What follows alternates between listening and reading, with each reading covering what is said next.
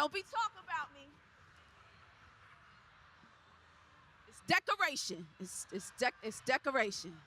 All right, so I want to bring out somebody that's going to be moderating our next segment. You guys, give it up for Kelly Carter. Kelly! I want you to help me. Come on out, baby. Clap it up for this beautiful queen. Come here. I want you to help me introduce this next cast, okay? This next cast, like, we're going to talk about what's next in television. And it's because West Coast hip-hop stories, they just keep continuing, all right? So in this segment, it's brought to you by Disney and FX. Please welcome the cast of The Drop, the Snowfall Saga. Yes, we got Gail Bean, Isaiah John, Ashanti Black, Peyton Allen Smith, and Simi Buddy Sims III. Give it up for them, y'all. Y'all come on out. Love you, Kelly. Good afternoon. BeautyCon Are they coming? is temporarily shut down due to overcrowding.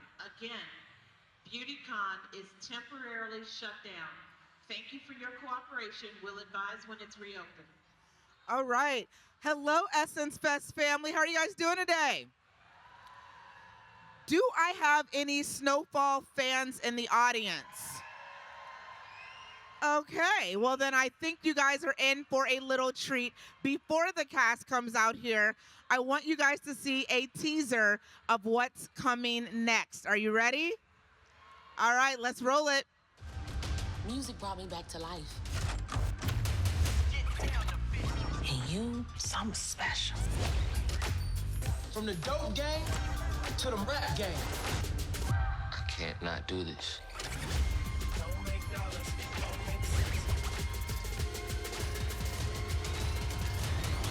Me and you, we can't lose.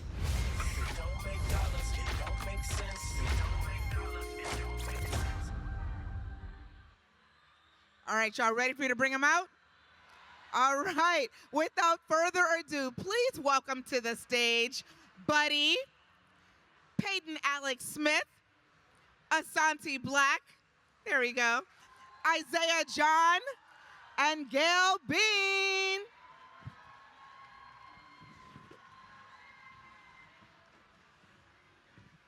Hello, hello, hello. What's going on, New Orleans? What up, y'all? What's cracking? All right, guys, let's start here. I want to talk about the late, great John Singleton, who truly believed that every story in our community deserved to be told with honesty and complexity. Let's talk about this series in particular. How does this continue to honor that legacy that John left for us? Let's start with you two. Oh, man. I mean, just like you said, we like to start with truth. Yeah. And that authenticity is something that John was very keen on as far as Snowfall is concerned. And with the drop, I think that's the main thing. We're trying to be as authentic as possible and tell an authentic story. Yeah. And I think it also comes through in our performances. Like John always told us to tell our truth, because we can't always rely on everyone else to do their part when it comes to our stories. As long as we show up and fully express and embolden the character of Wanda, Leon, the city of Los Angeles, the era of 1990s, and the rise of West Coast, then I think we'll hit the mark every time. Yes, I love that. Now, let's start here. Why the continuation of the story? Why was this needed to be told? And where were you guys when you got that official phone call that this was going to happen? Because the fans have been waiting for this, right? Yes, they've been waiting for this for a while. So let's start there. Where were you guys when you got that phone call, and why this continuation? Why is it necessary? When we were told about the drop and they were going to do a Snowfall spinoff, we were literally in Ghana filming. We were shooting season 6, episode 3. Okay. And they came and told me and Isaiah, it just couldn't have been a better moment to be in the continent of the motherland and then hear great news that a show that I auditioned for in 2017 and he auditioned for in 2016. Wow. would continue on, and here we are a decade later. But it was a rumor at the time. It wasn't guaranteed. Yeah. It really wasn't guaranteed until almost up until filming. But Yeah. we heard the rumor. It requires some patience. Yeah, For sure. Let's bring the new guys in here. What made you guys want to be a part of this story, of this saga? The money. That definitely had a part in it.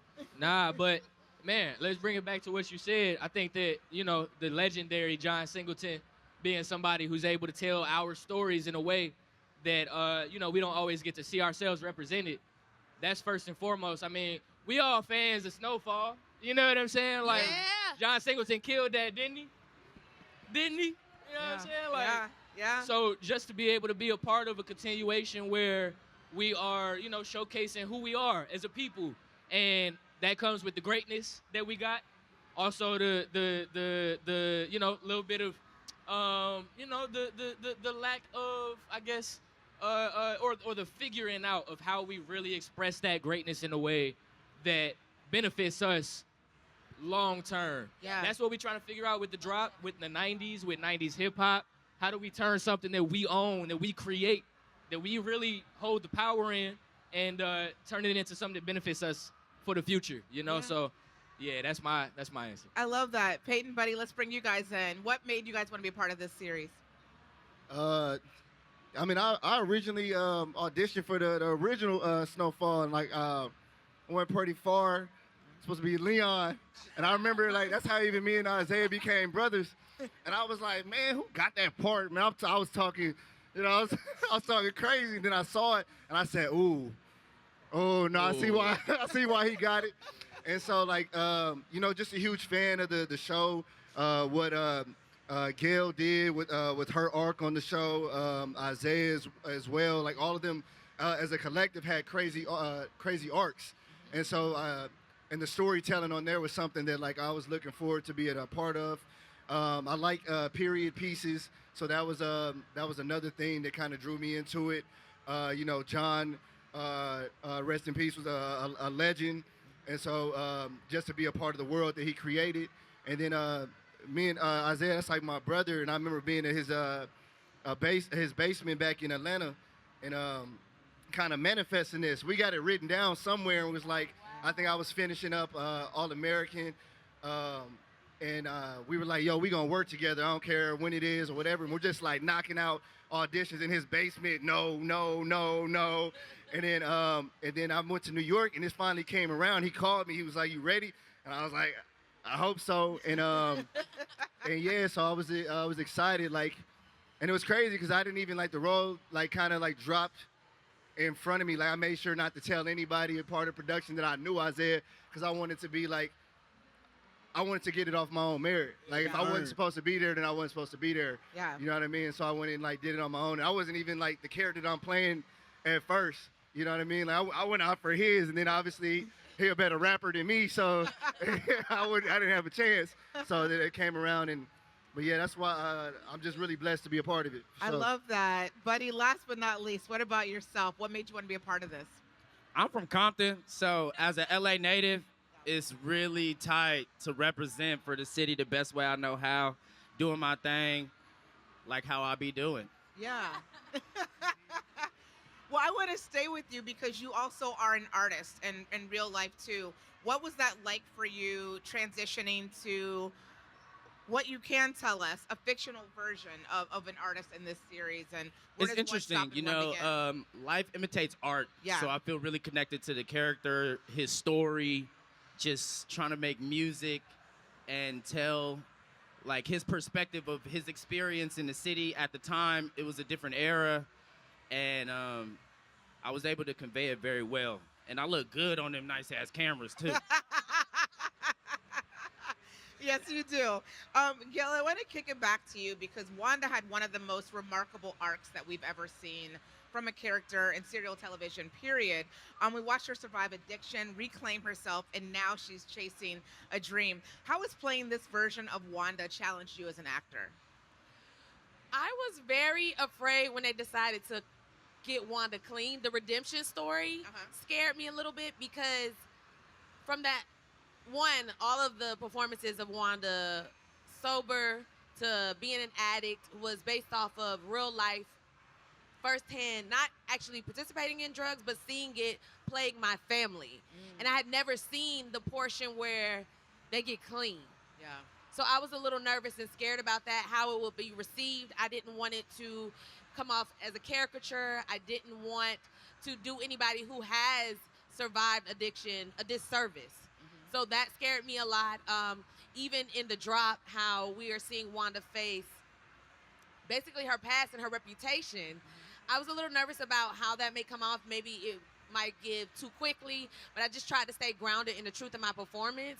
And those who I have talked to, because now there are a lot of people who have overcome addiction and they are inspired by her story, or maybe their parents, or a sibling, someone in their family. Like, every person that I know has some sort of experience with crack cocaine epidemic, whether it's firsthand or by a family member or some sort of hand-me-down. So it is nice to be able to hear those stories and be able to accurately portray them. So I was a little nervous that it would be taken the wrong way, but I try to just stay focused on the truth of their performance and telling the story of people who I'm representing. Absolutely, absolutely. Thank you for that really thoughtful response. I'm going to you, Isaiah. You know, Leon has always carried the weight of trying to do the right thing in a world that rarely rewards it. What does redemption look like for him now in this new version? You know, we find Leon really trying to understand where he is and how he's processing the world around him. He's experienced a lot that transformed his way of thinking, and he's still attached to his wife in a lot of ways. He's really honestly just trying to figure out where he fits in this new world of music. And yeah, it's very interesting. I'm excited for everyone to see this transition and the battles that he faces, because these are some real battles that I feel like the people that I've talked to that may have a similar background to Leon, it's battles that I've seen and people that I love, you know what I mean? So it's something I feel like people will connect to. Can I just say, I also love in the drop that Leon is trying to make amends for some of his past transgressions. That a lot of times we do things and in the thick of it, we don't know they're wrong, but in hindsight, we're like, how do I make up for all the wrong that I've done? How do I justify people who are no longer with us, whose lives are completely decimated because of my actions? And I love witnessing him battle with that character of, I've done wrong or I've caused wrong on somebody, and you can't, a person that you have unalived, you can't bring them back. So how can I sleep at night? So Let's talk about being on set, you know, and you guys really going back in time to the 90s, my favorite era. What was that like, and when did you guys know that you nailed it and that you felt you were authentically living in this space that you've recreated? Can I just say, I've been having the most fun of my entire career on this set. I mean, we in the 90s, yo. Like, we are literally shaking culture. You know what I'm saying? Huh? I wasn't even born. You know what I'm saying? Like, I wasn't even born in the 90s, so I'm able to experience something that I got no idea what the energy was like, but being able to feel like just a sense of that replication, I think that's honestly what the audiences are going to look the most forward to. Y'all going to be turning up with us. You know what I'm saying? So get ready. Yeah, we got low riders. I got a pager. Hey, listen, when they gave me my pager on set, I ain't never been so excited. I've been waiting to... We got landlines. I've been waiting to hit somebody with that. Asante had to put a tape in a cassette player and couldn't figure out how to put the tape in a cassette player. We really took it back to the 90s, and it was just funny seeing people who aren't born in the 90s experience this in real time of like, this is how y'all listen to music? Like, you had to stop, you had to rewind, you had to fast forward, you had to use 2 tapes to record. So it's very nostalgic. I think with Buddy, he's a rapper, but rapping in the 90s. I go hard. My character is tight. I love seeing, I think me and Gail had a scene, and it was funny watching her dial that phone and see. And then, Buddy, I would imagine, especially because you are a West Coast rapper, the authenticity and nailing that seemed to be especially important for you. What was the moment for you where you said, without revealing too much, but where you said, okay, I think we got it. Like, we're in here. We're in here. When I walked into the audition. Okay. I was like, I got it. You knew it immediately. And what about, you know, as the story was coming together, you know, was there anything that felt like the cast was really like what was the moment where the cast really like gelled to you and really felt that 1990s authentic West Coast vibe? We did the pilot, and then we had some time before we did the rest of this first season. But once we got on that sound stage and was like a month in, these are like my best friends. We became one big happy family, you know? It's all laugh and love on set, and it's a beautiful time. Yeah. And it also like helps that like LA is like super high up on the call sheet, you know what I mean? Like coming to set, like a lot of the people who are our extras and everything, like they're from there. And so it's like it's hard to not feel like you're in that space. And then like with our great teams with like our art department, props, everything, like it kind of transports us into that world, and all we really got to do is be present. You know what I mean? I even know that, like, you know, some people might remember Damson doing his first interview for Snowfall and talking about the experience of meeting Dub C for the first time. Yeah. And Dub C being a part of this series too. Now I get to talk to Dub C all the time and get an understanding of, you know what I'm saying, just like what it was really like, how to move, how to exist, and how to make your own name and really stand on that, especially in a culture that everybody's fighting to be heard, you know? So, yeah. And then I think the beauty of shooting on location, like actually being in LA, being in the Dons, being in Long Beach, being in the jungles, that really influences us too, and it helps us have like experience altogether that's like one of one. So at the heart of this story, it's not just a story about music. It's not just a story about family. It's really about also reinvention, right? Out of all of your characters, without revealing anything delicious, because we don't want you guys to do that, whose character's journey do you think that the audience might kind of pick up on and relate to the most? Or is there... Mine. Okay. Okay, but say more. Say more.